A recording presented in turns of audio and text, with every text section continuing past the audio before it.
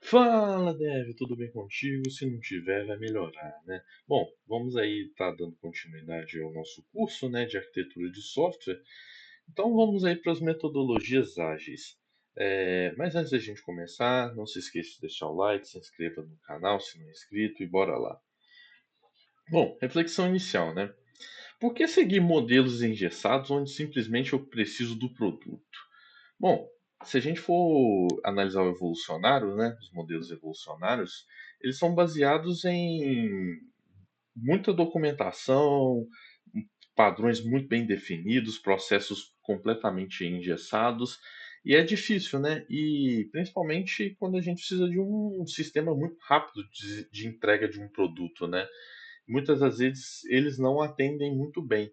Então, daí as metodologias ágeis, né, ou os modelos ágeis, que são abordagens de desenvolvimento de software focadas em entregas rápidas, colaboração contínua com o cliente, né, e que são ajustáveis às mudanças. Bom, é, surgiu, né, com o Manifesto Ágil, com muitos desenvolvedores de software meio que revoltados, né, com a forma como seguiam o desenvolvimento de software, não só desenvolvedores, mas empresas também, né? E onde que esse Manifesto Ágil, né, eles priorizam, no caso, os indivíduos e as interações, né? No caso, desenvolvedores, os usuários, o software funcionando, que no caso, né, menos documentação e mais código. Claro, tudo vai depender do projeto, mas aí é uma situação. Uma colaboração com o cliente, né? Sobre negociações de contratos, que melhor justifica aí no quesito, né? Com o cliente o que ele está comprando, entregas e tudo mais, né? E as respostas mais rápidas às mudanças, né? Não seguir rigidamente um plano, né? Ser maleável. As coisas mudam, né? Muito rápido e o software também precisa estar mudando e a equipe também precisa mudar, né? Não pode esperar tanto tempo ou não estar tão ajustável assim. Então, as cinco principais características, né, seria interativo incremental, onde aí vai depender do tipo de modelo que vai ser seguido, né? Mas aí o software é desenvolvimento em ciclos, e esses ciclos, cada entrega de ciclo vai ter novas melhorias e novos feedbacks, né? Aí que vem o feedback constante com os usuários, os clientes, né, os famosos stakeholders, os envolvidos, tudo para garantir se o software está funcionando de acordo com a necessidade, flexibilidade, caso precise de mudanças, né, é, é facilmente incorporada, né, aí dependendo do ciclo que se for, você ajusta o ciclo para que essas mudanças venham de forma mais rápida. A colaboração, onde todo mundo precisa estar bem envolvido, né? Os times, para que o software, né, seja melhor desenvolvido e que haja aí finalmente entrega contínua, né, das funcionalidades. Nesse caso, a entrega contínua se dá onde que o software não necessariamente tem um fim, vamos dizer assim, né? Sempre está desenvolvendo novas funcionalidades e tudo mais. E permitindo aí que o seu cliente, né, o caso o cliente saiba o que vai ser entregue a cada período de ciclo, o que é muito importante aí para na hora de contratar um serviço ou tudo mais, né, para saber o que está sendo desenvolvido aí, né, no software. Obviamente, como vantagem, a adaptação rápida às mudanças, uma entrega de antecipada de valor, um aumento de colaboração com aí não só com a equipe com o cliente, mas também junto com o cliente, uma qualidade aí melhorada, né? É, justamente se tem um feedback bacana, desenvolvimento do software entregue de uma maneira mais rápida, então, logicamente, a tendência é que o software seja de melhor qualidade. Desvantagens, né? Aí, dependendo da situação, a falta de documentação. Uma desvantagem bem significativa é necessidade de muitos compromissos, né? Os famosos dele toda hora, é reunião para marcar reunião, aquelas coisas meio triviais, né, de projetos, mas acaba que acontece, mas aí, de certa forma, é necessário uma adaptação aí ao modelo que vai ser implementado, ou a equipe mesmo, né?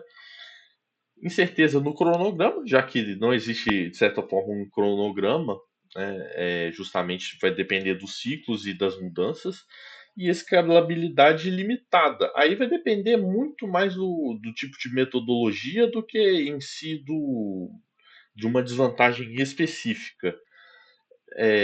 Mas, querendo ou não, de certa forma, se o projeto for muito grande e sem muitos ajustes, né, então acaba que, de certa forma, é um ponto a ser considerável. Aplicações, né, startups e pequenas empresas, projeto com os requisitos incertos, equipes multidisciplinares, aí no caso, nesse sentido, né, a designers, QAs, PO, aí vai dependendo do dono do projeto em si, cada um dependendo da sua maneira, né? Você juntar todos eles numa equipe multidisciplinar, metodologias ágeis é uma grande solução para isso. Sistemas muito complexos, aí temos um ponto. Sistemas muito complexos depende da situação do desenvolvimento do software, né? Mas, contudo, todavia, dependendo do modelo, você consegue se adaptar melhor a uma situação ou não. Beleza? Então vamos lá, né? As principais metodologias: Scrum, Kanban, XP, Lean Software e Crystal. Basicamente, uma metodologia não necessariamente você precisa seguir uma só e pronto, acabou. Às vezes você pode misturar duas, três, até quatro, dependendo da metodologia, né? Ou usar uma metodologia para solucionar um sistema de uma maneira eficaz. Mas isso eu vou dar exemplos mais no fim. Vamos apresentar as metodologias. O Scrum, ele foca na divisão do trabalho, né, em sprints, que é ciclos. Aí esses ciclos normalmente pode ser de uma semana, duas, três, quatro, 2 meses. A ideia é que sejam ciclos menores, tá?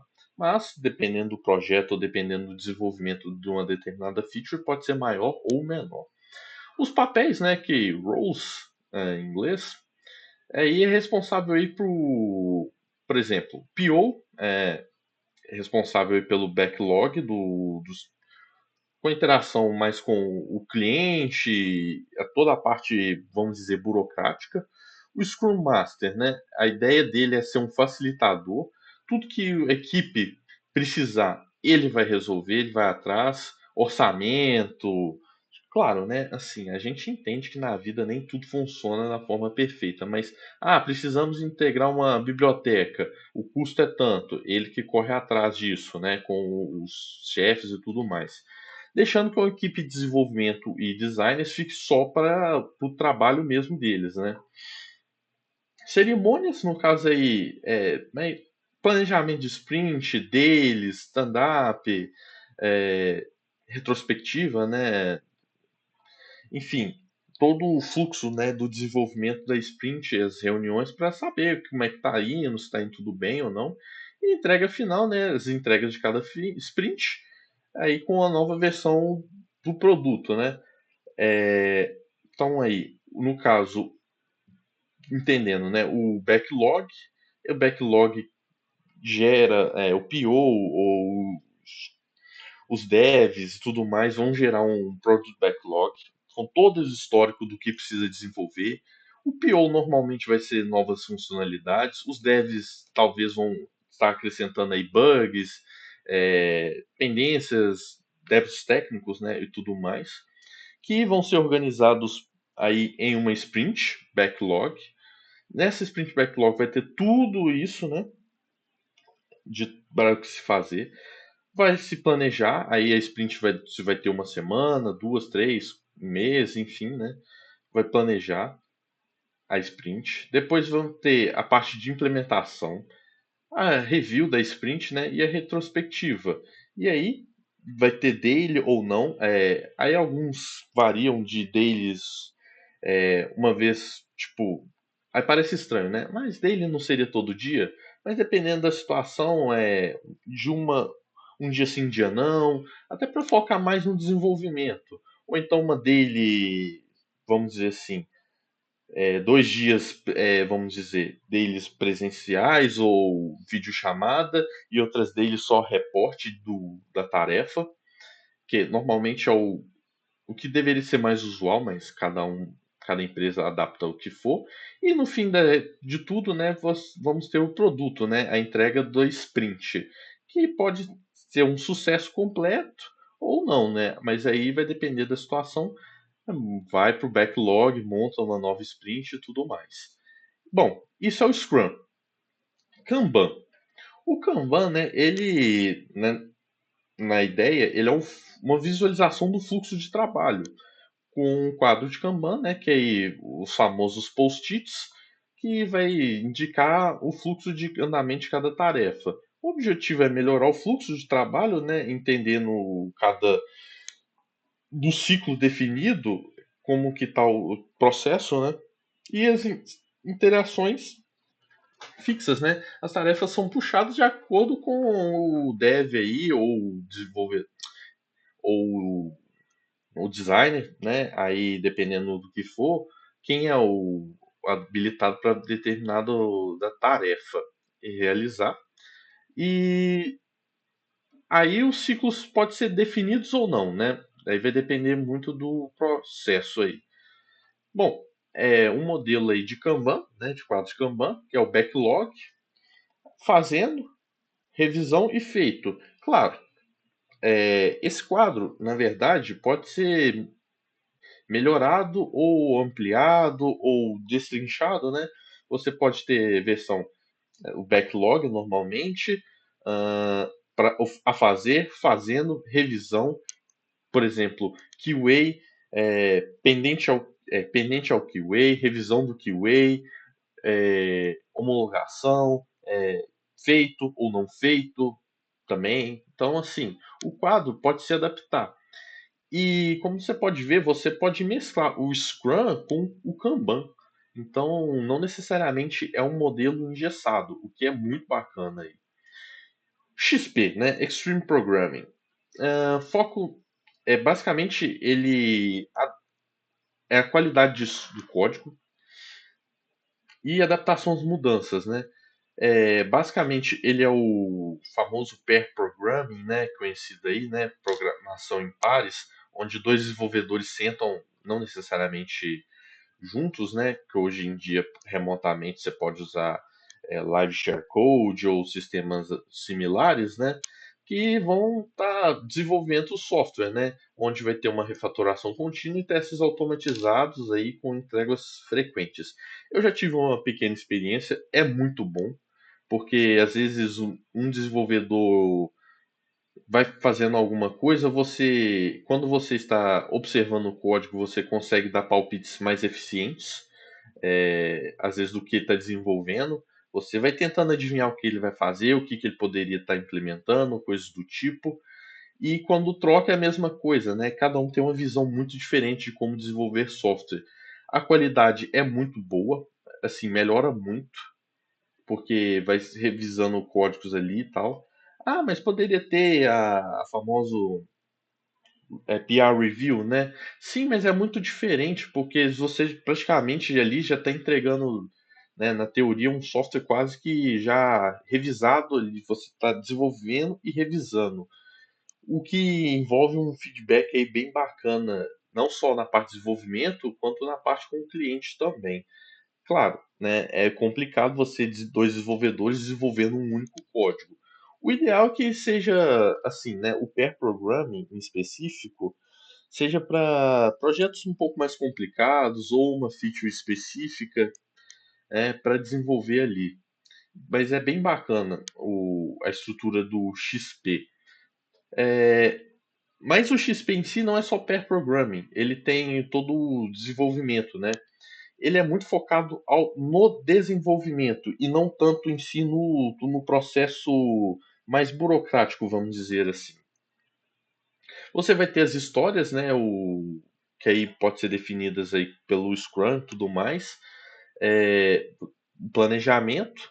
Do planejamento vai ter o design ou a prototipação, o projeto em si, né? Já desenvolvendo. Depois do design em si, né, do protótipo, vai ser o código, aí refatoração, pair programming e tudo mais.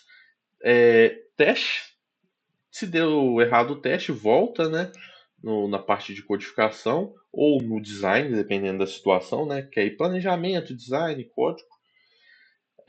Claro, tudo vai depender aí do critério. Aí vai ter os testes unitários. Quando é teste unitário, volta direto para o código, né? E o teste de aceitação, aí dependendo da situação, ou código ou todo o processo. Até a release.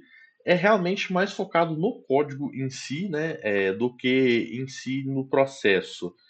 Tanto que é design e código. Não necessariamente tem outros fluxos aqui que poderiam estar sendo inseridos, que não envolva somente isso. Lean Software Developer.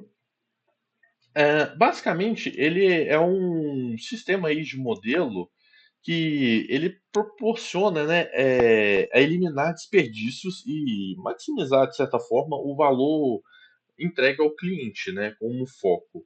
E os princípios, né, a otimização contínua, melhoria de processos, entrega rápida e respeito às equipes. Eles possuem 7 princípios, né, se a gente for parar para analisar desperdiçando tempo, eliminação, né, de desperdício, a, o aprendizado, né, amplificação do aprendizado, é, o, decidir por último possível, entre X ou Y, né? Claro, tem coisas assim que são triviais, a cor de um botão, coisas do tipo, mas decisões muito complexas é sempre deixar por último possível, entrega o mais rápido possível, o time é o foco, que aí é empoderamento do time, né? O desenvolvimento de integridade e a otimização aí do sistema das ferramentas. É bem interessante, eu particularmente nunca desenvolvi nesse sistema, mas essa metodologia também é bem utilizada aí com um processo mais, vamos dizer aí, clean, né? Algumas vezes sistemas, né, são adicionados, mas não necessariamente todo o processo deles são colocados em prática, mas faz parte. Adaptação do modelo ágil é esse o objetivo, né? Adaptar o que te interessa. E por último, mas não menos importante que vamos abordar, né, que é o modelo cristal. O modelo cristal ele possui algumas necessidades aí de cada projeto. Ele é um sistema bem interessante no quesito de, se a gente for analisar, adaptabilidade ao tipo de projeto, a equipe e tudo mais. E, de certa forma, as variáveis conforme o tamanho da equipe do projeto. Ele possui algumas variações, Crystal Clear, Yellow, Red, entre outros. O que seriam essas variações, se a gente for analisar, né? É bem simples. O que de certa forma faz é o tipo. O Clear seria basicamente uma equipe de 6 pessoas. O Yellow seria 20, Orange 40, Red 80, o Maroon ou Brown, no caso, seria 200. É um time aí que já é maior, né? Basicamente, o que acontece? Dependendo da equipe do projeto que vão ser desenvolvidos aí, são muitas pessoas trabalhando, né? Então, dentro desse sistema, né, não necessariamente vai ser, como se diz, ah, o objetivo não é somente startups, né? Às vezes pode ser uma startup, mas uma startup gigantesca. Então, 200 pessoas trabalhando no projeto, você precisa ter minimamente uma estrutura, por mais que seja ágil, uma estrutura hierárquica mais complexa, um sistema mais fechado para esse desenvolvimento de software. E, de certa forma, isso ajuda bastante aí com a metodologia ágil, auxiliando aí no desenvolvimento. E ele funciona, na verdade, por alguns, como se diz, né? Existe o processo e como se fosse uma história. A história ela é contada aí de uma maneira bem grande, né? E cada história tem o seu episódio. E cada episódio, vamos dizer assim, né? Vai ter o capítulo que vão ser as integrações e dentro disso vai ser dias ou semanas.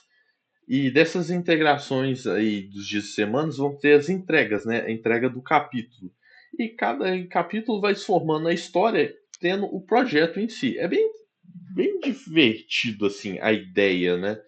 Como, mas no fim das contas é tarefa e entrega e pronto. Mas enfim, é como se fosse uma contação de histórias. Mas aí é de cada um aí de como aplicar. Bom, como conclusão, né, os métodos ágeis, né, oferecem uma abordagem bem flexível e colaborativa para o desenvolvimento de software, garantindo entregas rápidas e um feedback contínuo. Embora possam não ser ideais para todos os projetos, eles são particularmente úteis em ambientes dinâmicos e constante mudança, onde adaptação e entrega rápida e de valor são essenciais. Bom, galera, é isso. Existem várias outras metodologias, mas essas são as principais, de modo geral. Espero que vocês tenham gostado. Espero que vocês tenham curtido aí. Deixa o like, se inscreva no canal. Deixa um comentário aí. É isso. Um beijo no coração. Tchau, tchau.